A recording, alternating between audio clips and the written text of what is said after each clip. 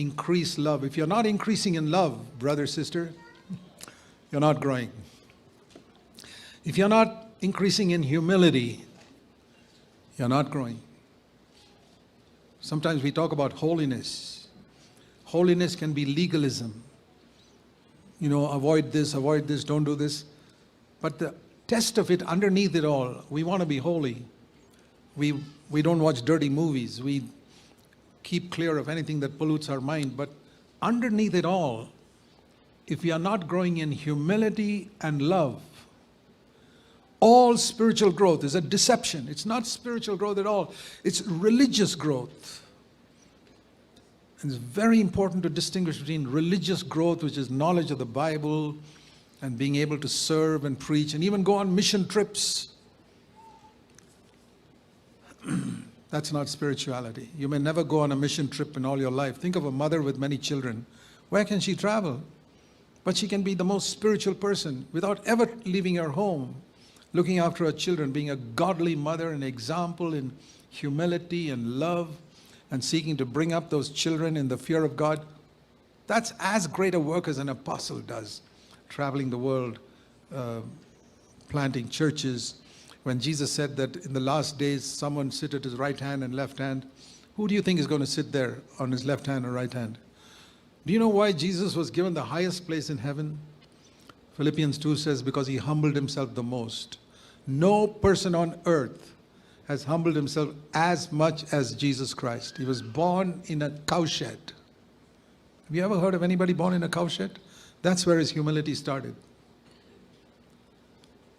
He washed the last day of his life when Christian workers want to be chairmen, directors and all at the last day of their life. Jesus was washing the feet of his disciples on the last day of his life. And I said, Lord, that's the way I want to go. I want to go downwards, to be at the feet of your disciples on the last day of my life. That's where he was. And crucified like a criminal. The worst possible death that man has ever invented. Crucifixion, torture, humiliation, hanging in an underwear on a cross to be mocked at. Jesus chose that death. From birth to death, he walked the way of humility. And the Bible says, because he humbled himself to that extent, therefore God exalted him to the highest place.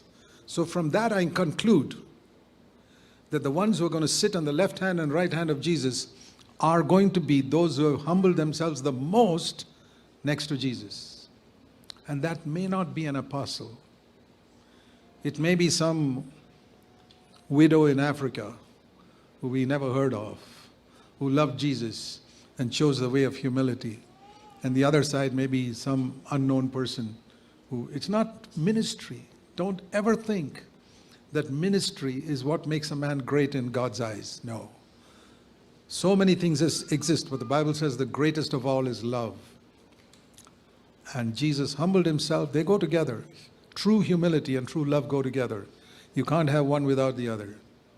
If you think you have one and you don't have the other, it's a fake. If you think you have love but you don't have humility, you're wrong. If you think you have humility and you can't love people, you're wrong.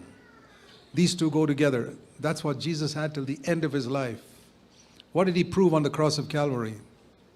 His humility, being willing to be crucified as a criminal, and his love for people who forsook him, people who betrayed him, people who killed him, saying, Father, forgive them, for they don't know what they're doing.